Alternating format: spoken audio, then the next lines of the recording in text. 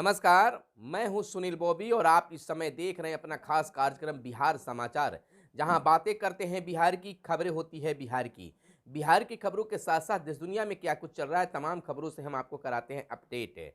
बिहार में शिक्षा रोजगार का क्या है हाल और गांव की सरकार को लेकर क्या कर रही है नीतीश सरकार, तमाम खबरों से हम आपको कराते हैं अपडेट। बिहार में आज बिहार स्थित पटना में आज मुख्यमंत्री जनता दरबार लगा। मुख्यमंत्री नीतीश कुमार ने कई लोगों की समस्याएं सुनी और विभागीय स्तर पर कार्रवाई करने का भी निर्देश दिया। कई लोग अपने लाभों के बारे में और उनको लाभ नहीं मिल रहा है इसके बारे में भी मुख्यमंत्री के समक्ष बातें रखी। और इधर बिहार में नगर निकाय चुनाव के पहले चरण को 42,000 कर्मी होंगे प्रशिक्षित। राज्य निर्वाचन आयोग ने चुनाव को लेकर शुरू की तैयारी। पहले चरण में 37 जिलों में 18 दिसंबर को होना है मतदान। सभी तैयारी पूरी हो रही है। आपको बता दें कि बिहार में नगर निकाय चुनाव को लेकर तैयारी शुरू हो गई है। प्रशिक्षण भी कर्मियों को दिया जा रहा है। राज्य निर्वाचन आयोग से इसको लेकर कार्य योजना पर काम तेज गति से शुरू है और सफलतापूर्वक चुनाव कराने की पूरी तैयारी की जा रही है। इधर बिहार में मुखिया जी वार्ड सदस्य को लेकर कई योजनाएं बिहार सरकार लाने जा रही है। जहां एक तरफ बिहार में नल जल योजना को और विस्तृत करने की बातें जनवरी में हो रही है कि जनवरी में इसको लक्ष्य को पूरा कर लिया जाएगा और इसमें वार्ड सदस्यों की भूमिका खास होगी। नल जल को जो कुछ रह गया है नए सिरे से भी उसको किया जाएगा। जिन घरों तक नल का जल नहीं पहुंचा है उसे पहुंचाने का काम वार्ड सदस्य और संरक्षक के द्वारा किया जाएगा। वार्ड सचिव की उसमें भूमिका होगी। तो तमाम चीज़ों पर हो रहा है और मुखिया जी के माध्यम से इसमें वार्ड सदस्यों की भी भूमिका होगी। स्टेडियम बनाने का, हर पंचायत में स्टेडियम बनाने का कार्य और खुला जिम बनाने की भी कार्य योजना फिलहाल चल रही है। इधर निजी आईटीआई में होगी जांच और सख्ती बरती जा रही है। मानकों पर खरा नहीं उतरने वाले आईटीआई संस्थानों की मान्यता होगी अब रद्द। बिना बुनियादी सुविधाओं वाली आईटीआई की भरमार है बिहार में। और इधर बता दें कि 15 दिसंबर तक राज्य के प्राइवेट आईटीआई से मांगी गई है खास जानकारी। हर जिले में आईटीआई को जांच करेगी श्रम संसाधन विभाग की खास टीम। तो कई आईटीआई संस्थानों की मान्यता रद्द करने की भी सरकार की प्लानिंग है। और इधर आतंक को अच्छे बुरे में बांटने का दौर खत्म है। भारत ने संयुक्त राष्ट्र में एक संकल्पना का पत्र किया जारी। कहा इससे आतंक से लड़ने का प्रतिबद्धता हो जाएगी कम। इधर सबरीमाला में पूजा का समय बढ़ाने का दिया प्रस्ताव। जम्मू कश्मीर हर परिवार को मिलेगी यूनिक आईडी। जम्मू कश्मीर की बात है तो हर परिवार को अब मिलने जा रही है यूनिक आईडी। और भारत पाक सीमा से AK-47 और गोला बारूद जब्त किया गया है। शराब घोटाला राव की बेटी कविता से 7 घंटे हुई पूछताछ है। भारत की पहचान समृद्ध देश के रूप में बन रही है, यह कहना है पूर्व मंत्री नंदकिशोर यादव का। और चिराग ने की ईशान के माता पिता से बातचीत है।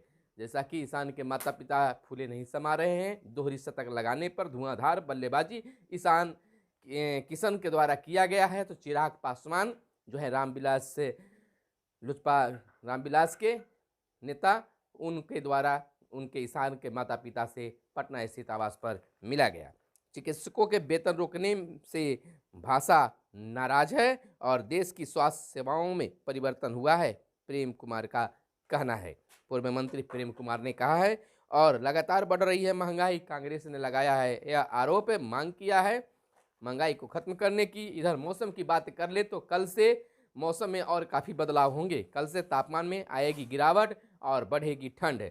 सर्दी का सितम लगातार जारी है। बिहार में इन शहरों में तापमान में वृद्धि हुई है, जैसे राजधानी समेत प्रदेश के वाल्मीकि नगर, सिवान, रोहतास, औरंगाबाद, गया, नवादा, शेखपुरा, जमुई, समस्तीपुर, सीतामढ़ी, बेगूसराय, सहरसा, खगड़िया, भागलपुर और बांका पूर्णिया जिले के औसतन तापमान में आंशिक वृद्धि भी दर्ज की गई है। और बात कर ले दाखिल खारिज की, तो दाखिल खारिज को लेकर हमेशा सवाल उठते रहता है, उंगलियां उठते रहती है। दाखिल खारिज की नई समय सीमा तय की जाएगी, लंबित रखना गुनाह माना जाएगा।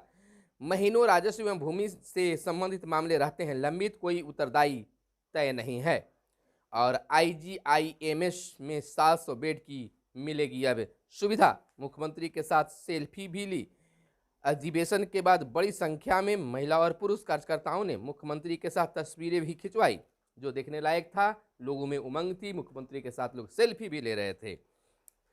भाजपा ने विधानसभा चुनाव में जदयू को हराने की साजिश रची, सीएम ने कहा, और मन की हड़ास भी निकाली कि भाजपा से हम अलग क्यों हुए और किन किन लोगों ने हमें कहा था। आपको बता दें कि मुख्यमंत्री नीतीश कुमार ने बीते दिन भाजपा को बिना नाम लिए बिना कहा कि उनके पिछले चुनाव में जदयू को हराने की साजिश रची। कहा कि हम लोगों को हरा रहे थे तो हमारी सीट कम हुई, हमारा सपोर्ट था तो वे अधिक वोटों से जीते हैं। उन्होंने यह भी कहा कि हमारे ही पार्टी के लोगों को तोड़कर वे अपने पार्टी में भी जोड़ने का काम कर रहे थे। बहुत सारे कारण उन्होंने वहां पर रखा, खुलकर बातें अपने कार्यकर्ताओं के बीच में रखी। नीतीश कुमार ने देश चलाने की दृष्टि व क्षमता भी ललन सिंह का कहना है कि बिहार के मुख्यमंत्री नीतीश कुमार को देश चलाने की दृष्टि और क्षमता भी है। यानी कि मुख्य रूप से अब जदयू के द्वारा बिहार के मुख्यमंत्री नीतीश कुमार को प्रधानमंत्री के रूप में पेश करने की बातें चीज़ें हो रही है, लाया जा रहा है कि प्रधानमंत्री के रूप में यह बेहतर होंगे। कहा 2024 में भाजपा मुक्त भारत बनाएंगे, केंद्र ने सभी संस्थानों पर कब्जा कर लिया है। और इधर बिहार में 2025 में जदयू मुक्त होगा। सुशील मोदी का कहना है कि बिहार में 2025 में बिहार जदयू मुक्त हो जाएगा। यह प्रतिपक्ष नेता सुशील कुमार, पूर्व मुख्यमंत्री उप मुख्यमंत्री सुशील कुमार मोदी के द्वारा कहा गया है कि जदयू की सफाया हो जाएगी। 1 से 31 जनवरी तक संपत्ति का ब्यौरा दें। बिहार कैडर के सभी IAS अधिकारियों को 1 से 31 जनवरी 2023 तक अपनी संपत्ति का ब्यौरा ऑनलाइन देने का आदेश दिया गया है और भाजपा को कोई खत्म नहीं कर सकता, शर्मा का कहना है। यानी मनोज शर्मा, पूर्व विधायक और भाजपा के प्रवक्ता का कहना है कि भाजपा को कोई खत्म नहीं कर सकता है। इन दिनों कुढ़नी उपचुनाव के बाद भाजपा, जदयू और राजद के बीच बयानबाजी का तीर जारी है। लोग एक दूसरे पर आरोप प्रत्यारोप लगा रहे हैं। किसी को गलतफहमी न हो, पार्टी और नेता मेरे माँ बाप हैं, अखिलेश का कहना है। कांग्रेस के नए प्रदेश अध्यक्ष डॉक्टर अखिलेश प्रसाद सिंह ने कहा है कि जहां भी रहता है हूँ अपनी प्रतिशत देता हूँ, गलतफहमी किसी की नहीं होनी चाहिए। पार्टी और नेता हमारे लिए माँ बाप के समान हैं। इधर जैविक उर्वरक से बच सकती है मिट्टी की सेहत, खेती किसानी की बात है। बिहार में उर्वरा शक्ति मिट्टी से घट रही है, इस पर चिंता का विषय बनाया गया है, माना जा रहा है और इस पर कार्य भी जारी है। इधर बता दें, दावा किया गया है खुला अधिवेशन में जदयू के द्वारा कि वर्ष 2024 का लोकसभा चुनाव विपक्षी भारी बहुमत से जीतेगा। देश में विपक्ष की एकजुटता को और विस्तार देंगे। मुख्यमंत्री ने कहा है कि अब देश स्तर पर विपक्ष की एकता को और विस्तार देने जा रहे हैं। मुख्यमंत्री नीतीश कुमार ने कहा कि कोई थर्ड फ्रंट नहीं बल्कि मेन फ्रंट बनेगा। हम मिलकर लड़ने वाले लोग, अगले चुनाव में भाजपा को पता चल जाएगा। हर जात पात समाज की पार्टी है जदयू, यह भी कहना है। और इधर मोदी ने कहा है, पीएम मोदी ने, कि शॉर्टकट की राजनीति से देश का कभी विकास नहीं हो सकता है।